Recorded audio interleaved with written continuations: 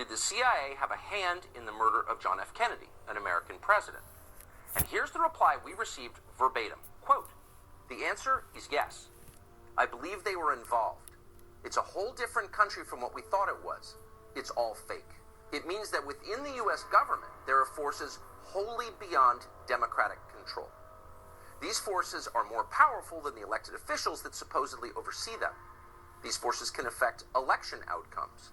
They can even hide their complicity in the murder of an American president. People in authority will abuse every power that we relinquish to them." One of the most important questions over the last 70 years is who killed John F. Kennedy. There have been feature-length films made about it. There have been hundreds of thousands of news articles and books written about it, and millions of hours of newscasts about it. But we haven't seen any major revelations as of late. The government is still sitting on a giant tranche of classified files pertaining to the Kennedy assassination. Why are they keeping them from you?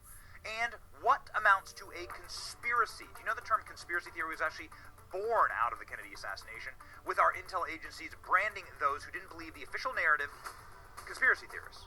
So there you have a CIA agent saying it. Now you have Robert F. Kennedy, the son of John F. Kennedy's brother, RFK, Robert Kennedy Jr., and actually the most notable living member of the Kennedy family, saying the most courageous newscast in 60 years, talking about Tucker Carlson bringing that back to life. The CIA's murder of my uncle was a successful coup d'etat from which our democracy has never recovered. What? There it is. The CIA's murder of my uncle, JFK, will never recover. And this was the deep state killing a president. Tucker Carlson, I mean, you should pause and let that sink in for a second, but Tucker Carlson having this to say about the proof that there is a wholly unelected body of governance that operates outside of the realm of democratic processes and the people in this country.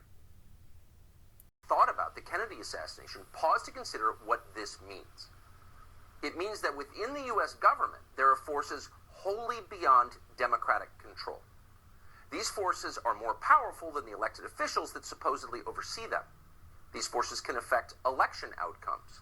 They can even hide their complicity in the murder of an American president. In other words, they can do pretty much anything they want.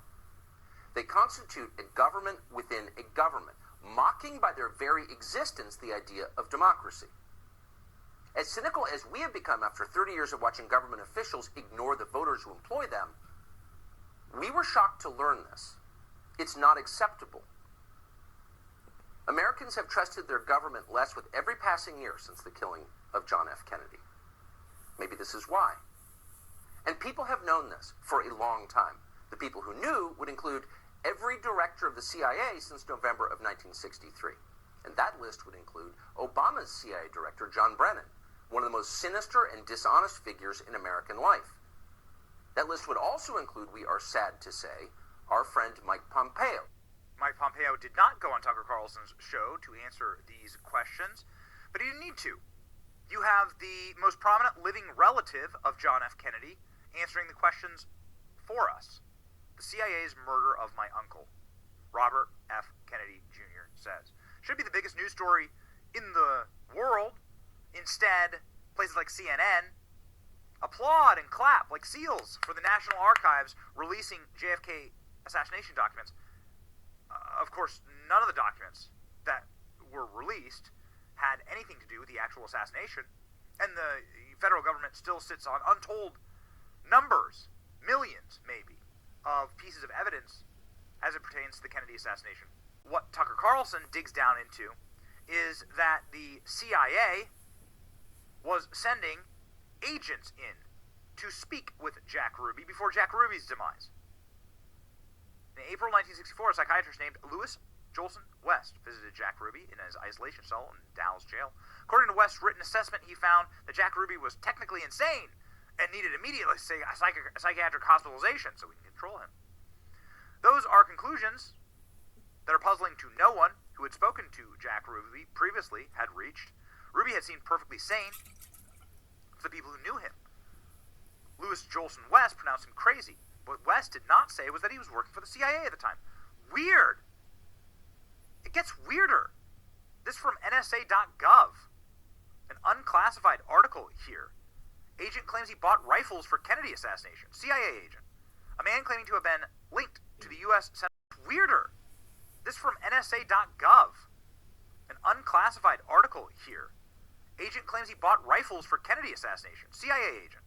A man claiming to have been linked to the U.S. Central Intelligence Agency says in a new book that he had bought customized rifles that were used by the CIA and the Mafia to kill President Kennedy. First-hand knowledge of how I participated in the CIA Mafia murder of President Kennedy. What? This man was working for the CIA, and he did not come forward with this information because he was told that he would be sent to prison for doing so. Because he would have broken the oath of secrecy that all CIA agents take. Huh? What's going on here? And why do so many people, including Robert Kennedy Jr., say that there are massive holes, bigger than the holes inside of John Kennedy's head, as it pertains to the JFK assassination? Well, one of the reasons why is that it's impossible. The official series of events is actually impossible, all right? You cannot shoot this many bullets with this gun in this amount of time. And there's, of course, a Zapruder film that actually shows exactly how, it's very graphic, but you can look it up. It shows precisely the point of murder for John F. Kennedy. It's Robert Kennedy suggesting a strong involvement by the agency, it's talking about the Central Intelligence Agency. Why would they want to kill JFK? A number of reasons. One, JFK did not give the amount of support that they wished for during the Bay of Pigs, their attempted takeover of communist Cuba. That was a huge, botched disaster for the Central Intelligence Agency. They were upset at JFK for not doing that. JFK was cutting their budget. JFK was looking into their operations. And JFK was openly critical of the Central Intelligence Agency and had talks about disbanding it, actually, with his brother, the father of that man, Robert Kennedy Sr., who was the Attorney General at the time. That's why the CIA would openly and obviously wish to take out the president who wanted to cut their budget. I mean, this makes just perfect sense. What doesn't make perfect sense is what happened on the day of the Kennedy assassination. Here from a Kennedy Assassination Tour's website, the Warren Commission concluded that the first shot fired sometime between frame 210 and 225 of the Zapruder film hit Kennedy in the back of the neck. Second shot missed. Third struck the president in the right side of the head. The Zapruder film. Total time elapsed between the frames is approximately 5 to 6 seconds. Using its own rifle experts, the commission also concluded that the rifle Oswald fired, at best, could be cocked, aimed, and fired in 2.3 seconds. In other words, we have either 3 or 4 shots fired faster than humanly possible. One hit on Kennedy, one miss on Connolly, another hit on the right side of Kennedy's head. Unfortunately for the commission, they found 3 shell casings on the 6th floor, and they needed Oswald to be the lone assassin. Their conclusion is that one shot had to have hit both Kennedy and Connolly. Here, of course, you get the magic bullet theory, where you have a bullet that whizzes around the car and hits everyone from every different angle. Ladies and gentlemen, it is exactly this kind of conspiracy theory that the government cannot have coming out about it right now when the faith in government agencies is at all-time lows.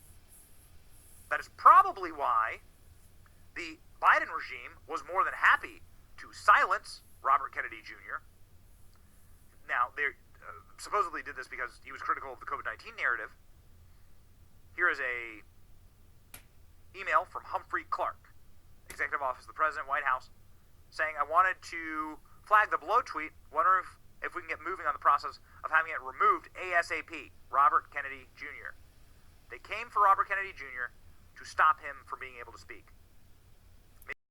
He says this. The existential threat to all of our business models comes from thousands of independent news sites who are now not only providing all this content that people are reading, but they're also diminishing trust in our organizations. And the way that we can destroy them, they called stamp them out and choke them. In this memo, they use those phrases, is to deny them platforms on the social media sites, because those platforms, the viral movement of these news stories is critical for the business models of those smaller news providers. So what they said is anybody who departs from the trusted news, which is the official government narratives of WHO, CDC, and the White House, and Anthony Fauci and NIH, we will make sure to identify them and to make sure that they are not given a platform. And again, Tucker, this had nothing to do with whether the statements were inaccurate. They use the word misinformation, and they acknowledge this throughout as a euphemism for any statement that departs from official government orthodoxies. So that's the point right there. They were censoring things that were true, and that's when you cross into criminal propaganda, in my opinion. And we're rooting for you in this lawsuit and otherwise tonight. That is essential to their targeting of David by the barring of his national news, which is a violation of the fairness doctrine, as the national news would have been generated with a political party in the 80s when the fairness doctrine was actively valid. At that point, their terrorism and ex post facto has exponentially compounded on itself for the complete eradication of the American stability, for the Confederate overthrow of the American Republic, as this is a criminal treason with their declaration of war by their Confederate militia to overthrow the American Republic. They are guilty of treason, sedition, and high crimes in their war on David, which is an attack on security in order to overthrow the rest of the system. We've looked into this quite a bit. We find the evidence absolutely a preponderance of evidence, actually, to prove that there were more than one gun fired at John F. Kennedy's head that day. And there's lots of motivations for it. Was it the communist regime in Cuba? Kennedy had just staged essentially a hot war to try and topple that regime. Was it the CIA because of that botched hot war, or because of the perceived funding cuts? Was it the FBI because of the same? Was it the mafia? There is so many questions about this assassination, but there is a single point to be made, which is that the evidence of more than one shooter means a conspiracy to kill President Kennedy, and Kennedy's own surviving relative. Long time, if you went to the library in Wilmington, North Carolina, there was one thing you weren't allowed to research. We were refused. We were rejected by the librarian. When I asked about or inquired about 1898, they wanted to know why. I was told that, yes, they had something, but they kept it under lock and key. The story of Wilmington in 1898 still isn't widely known. What happened here on what's now just this empty patch of grass would radically change racial politics in North Carolina. This is the story of an American election, but also of something we don't usually find in American history: the violent overthrow of a democratically elected government. Prior to November 1898 was what the New South could be at the cusp of the 20th century. There was an unusual degree of black prosperity. In Wilmington, there were successful black entrepreneurs, doctors, teachers, but also black elected officials. And for a time, that was true throughout the state. Take a look at the politicians on this poster of the 1889 North Carolina House of Representatives. Here at the bottom are black Republican representatives, some from Wilmington. North Carolina also sent 4 black Republicans to the U.S. Congress between 1875 and 1899. Most African Americans were voting for the Republican Party, and the Democratic Party was white voters almost exclusively. White supremacy was the central focus of the platform for the Democratic Party. Republicans in North Carolina were successful in part because of a third party called the Populist Party. made up of mostly white farmers fed up with the tough economic times. North Carolina populists joined up with Republicans to form what they called the Fusion Party. And in the elections of 1894 and 1896, the Fusion Party defeated the Democrats in sweeping victories statewide. That meant North Carolina now had a government that shared power between black and white politicians, including a newly elected Republican governor. Together, they moved towards reforms that would favor black Americans and working-class whites. This was something that the Democratic Party folks were simply not going to accept. A multiracial government wasn't just a disappointment for Democrats. It was more like a humiliation. They needed a plan to take back control of the state in the next election. So party leaders like Furnifold Simmons, future U.S. Senator, Charles Aycock, future North Carolina governor, and this man, Alfred Moore Waddell, came up with one: to beat the Fusion Party by luring white populist voters away from their alliance with black voters. Wilmington, with a large black population and a local fusion government in power, would be a focus of their campaign. The State Democratic Party Handbook for 1898 laid out their goal: consolidate the white vote by stoking white anger and resentment. It said, "This is a white man's country, and white men must control and govern it."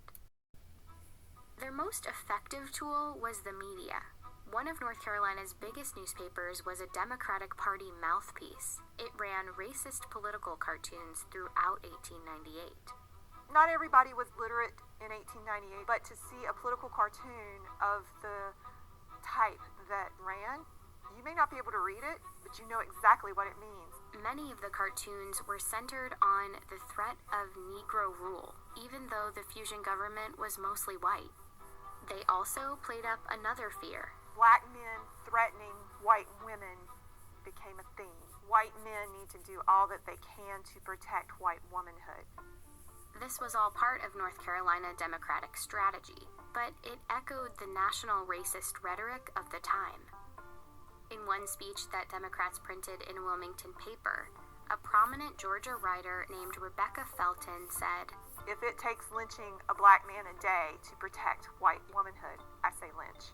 Her speech prompted a Wilmington black man named Alex Manley, owner of the black-run Daily Record newspaper, to respond with a column. He made a simple observation that, at the time, was shocking. That white women who had liaisons with black men did so voluntarily and enthusiastically.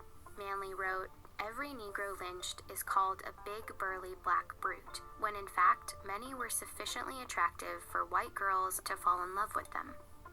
Manley pretty much said, in a nutshell, sometimes white women choose to be with black men. Manley's editorial became another tool for Democrats. Newspapers reprinted it, called it a horrid slander, and ran comments about it on a daily basis. It was just a few months before the election, and white voters were angry. The next day's newspaper. "We will no longer be ruled and will never again be ruled by men of African origin." They would strip black men of voting rights. They would give white men a large part of the employment heretofore given to black men. And as for Alex Manley, "We demand that he leave this city forever within 24 hours. The next morning, hundreds of white men marched to the offices of the Daily Record. Manley was gone. He had fled to save his own life. They set the Daily Record building on fire. This is where it once stood. Once the white leadership destroyed Alex Manley's printing press, they destroyed one way in which the African American community in Wilmington could organize itself and keep itself informed. At City Hall, the mayor and board of aldermen were forced out. There's 200 armed men in City Hall at the time. They didn't do it of their own free will. And as they resigned, a new member selected by the Democratic Party was voted into office. Waddell, who once threatened to fill the Cape Fear River with black bodies, was the new mayor of Wilmington. Meanwhile, the mob had grown to about 2,000 men, and the violence spilled into the streets. In these photos, X's mark where the first black residents were killed. The stories are that they were dumped into the river, and there are varying stories about how many people were killed. I see 40 to 60 clearly as fatalities as a result of the violence, but I think it was higher. Many black residents hid for days in the swamps and the wooded cemeteries in the city, including Cynthia's great-grandmother. And thousands of other residents fled Wilmington, never to return. Shortly afterward, Democrats printed booklets celebrating a glorious victory, and in the newspapers depicted black residents as the instigators. This image is a gross misrepresentation of what actually happened during 1898. You know, what you see is African American men with guns, not white men with machine guns. Wilmington did a really great job of covering up a very dark past for a very long time. Over the years, the textbooks on North Carolina's history have struggled to accurately describe what happened in 1898. This one from 1933 says the situation was unfortunate for both races. And this one from 1978 doesn't have that much more detail.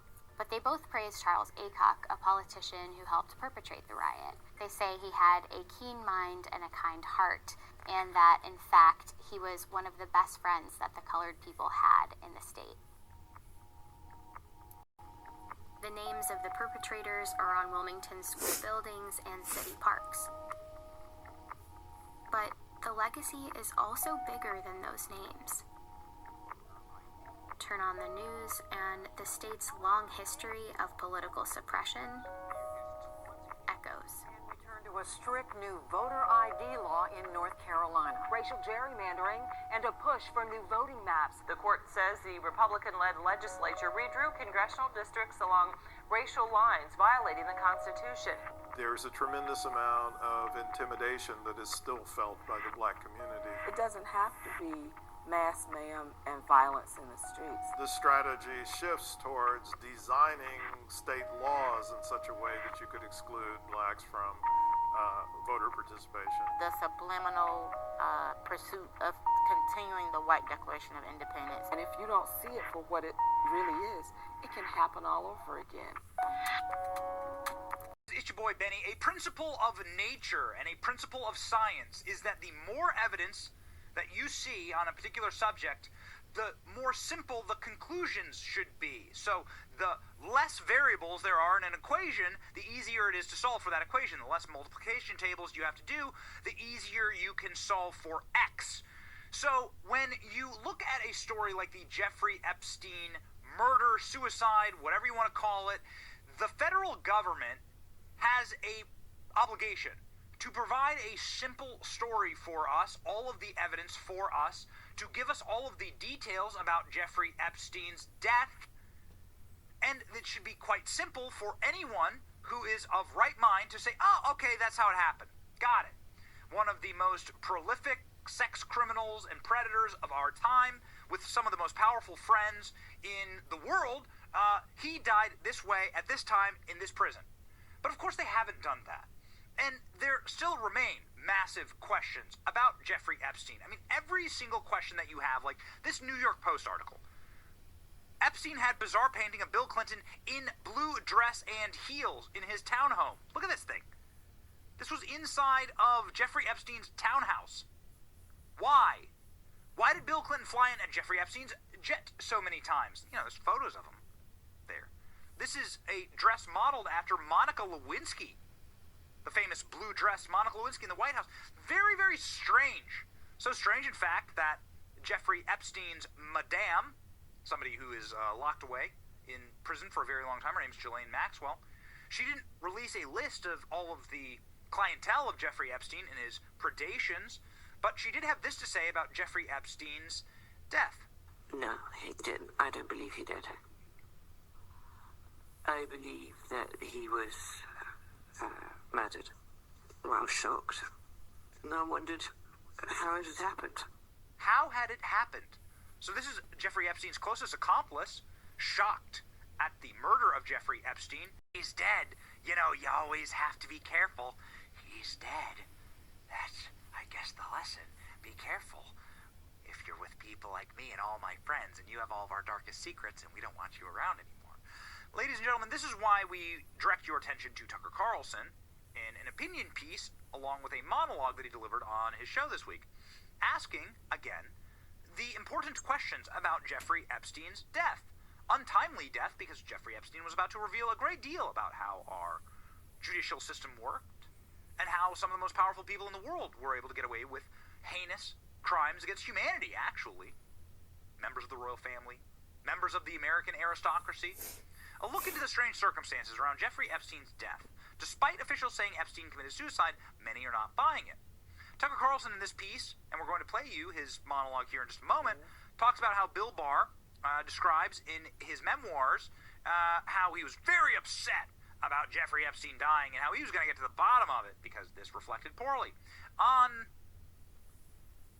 the judicial system, right? You shouldn't die in custody. But then it was all declared a suicide and swept under the rug, and then nobody asked any more questions.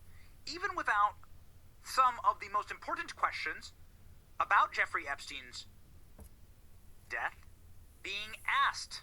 For instance, why are there conflicting autopsy reports? Why was Jeffrey Epstein's body moved from his cell? Why was Jeffrey Epstein changed from his prison garments? Why was Jeffrey Epstein intubated? Who got in or out of Jeffrey Epstein's cell? This is the bombshell stuff, man. Like, who was allowed into Jeffrey Epstein's cell that night? Malfunction. 2019, Barr writes in his memoir, I was confident that Jeffrey Epstein committed suicide by hanging himself. Now, why did Bill Barr believe that? Well, the first piece of evidence he offers up is this, quote, the New York City medical examiner had conducted an autopsy and ruled that Epstein killed himself by hanging. That's the first piece of evidence. The second is this. It's a videotape that, quote, confirmed the medical examiner's findings. I personally reviewed that video footage, Barr writes. It shows conclusively that between the time Epstein was locked in his cell at 7:49 p.m. on the night of August 9th and the time he was discovered the next morning at 6:30, no one entered his tier, end quote. Therefore, Bill Barr explained, we can know for sure that Jeffrey Epstein killed himself. In his book, Barr ends this section on Epstein with a self-congratulatory note. The management changes I made at the time to the federal prison system were good ones, and I think the agency is slowly on its way back. In other words, everything is fine now. Let's move on. This was enough for most journalists in Washington. Virtually every subsequent news story about Jeffrey Epstein's death denounced skeptics of the official story as crazy, who, for whatever reason, were engaged in, quote, baseless conspiracy theories. What's amazing, in retrospect, is that none of these reporters, veterans at the Washington Post, the Associated Press, NBC News, the New York Times, many others, none of them ever thought to revisit Bill Barr's assessment of Epstein's death and measure it against the basic tenets of common sense. If you did that, you saw that what Bill Barr said about Jeffrey Epstein was transparently absurd and very obviously dishonest. Barr began by claiming that the medical examiner who conducted Epstein's autopsy ruled his death as suicide. But that is not true. The initial cause of death following the autopsy was not suicide, but, quote, pending, which is to say unclear. The medical examiner who performed the autopsy could not say how Jeffrey Epstein died. Forensic pathologist Michael Baden, who was also present that day, came away believing Epstein had been murdered. After reviewing more than 1,000 suicides by hanging in New York State, Baden later said he couldn't find a single neck injury, not one, that matched the injury that Epstein sustained. Jeffrey Epstein did not kill himself, Baden concluded. He was strangled. The physical evidence he saw at the autopsy made that obvious. But New York City's chief medical examiner, Barbara Sampson, who was not present at the autopsy, overruled the judgment of those who were. Days later, on the basis of no new evidence or investigation, Barbara Sampson simply declared Jeffrey Epstein's death a suicide. That was the city's official but totally unsupported conclusion, which Bill Barr and many others promptly repeated. Why did Chief Medical Examiner Barbara Sampson do that? We don't know. We called Sampson today to ask her, but she hung up on us. Then there's the question of the videotape, which Barr cited. Both cameras trained on the door of Jeffrey Epstein's cell did not work that night, famously. And to this day, no one has explained why they didn't work. So the video footage that Bill Barr said he watched didn't cover Epstein's cell, just the entrance to the larger cell block.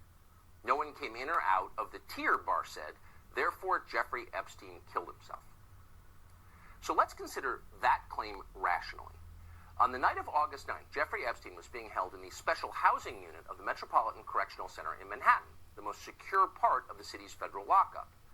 It would be physically impossible for a stranger to get in and out of this facility without an electronic pass and without being seen by the countless cameras in place between the street and the locked 9th floor of the building.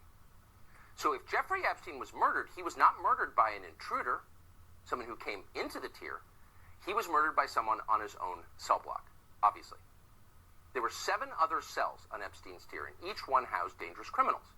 So if you were looking for a killer, you would figure out who was in those cells.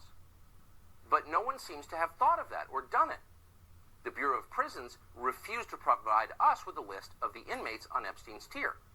It's not clear how many of them were even interviewed by investigators, despite the fact that some of them were transferred out of the facility shortly after Epstein's death. That's a baffling oversight. Instead, Attorney General Bill Barr simply assured the country that no one from outside came into Jeffrey Epstein's tier and declared the case solved. Along with that important monologue, Tucker Carlson also brought on a medical professional to describe what happened to Jeffrey Epstein that night medically from an autopsy perspective. Pretty stunning stuff. Apparently every law and rule in the book was broken as it pertains to Jeffrey Epstein's body. Jeffrey Epstein was himself a very inconvenient person for our political class to have around. Watch. Thanks so much for coming on. If you wouldn't mind just summarizing for us what we know, what you know about Epstein's death. Well, I was present at the autopsy, and there were 3 fractures in the windpipe that are much more typical of crush injury from homicidal strangulation than from hanging.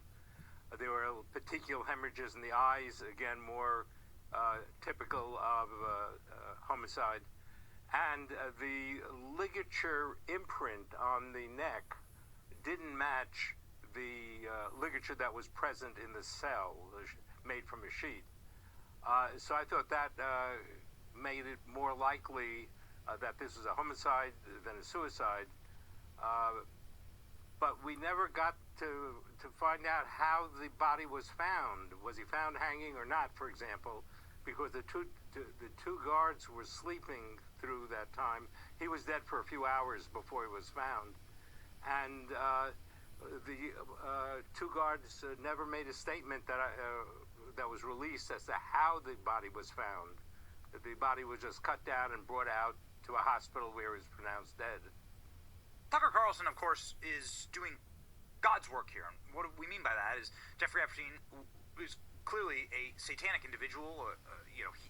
He serially abused young women and committed all manner of heinous crimes.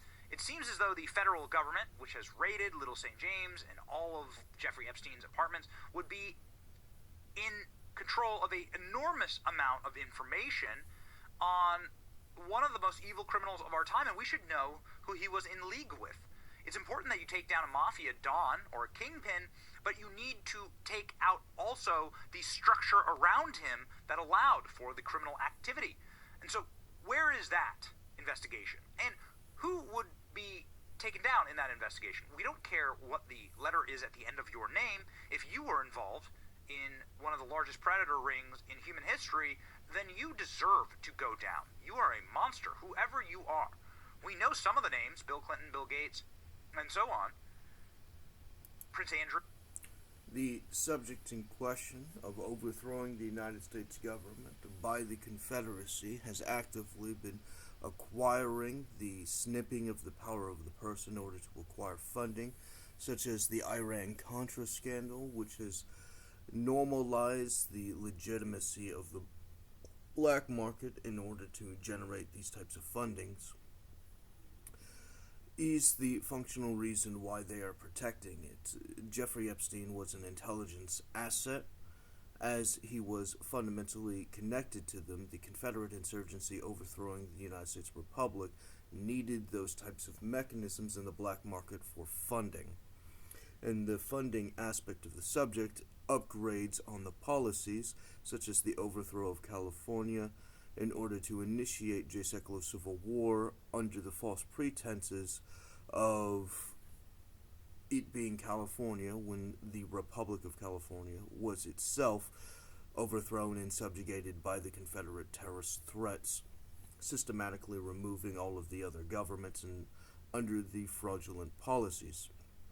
The generation of this includes the ability to have assassinated Jeffrey Epstein, as he was no longer necessary due to the replacement structure under the legitimacy of the other governments, which are being restrained as an auxiliary force to the Confederate insurrection.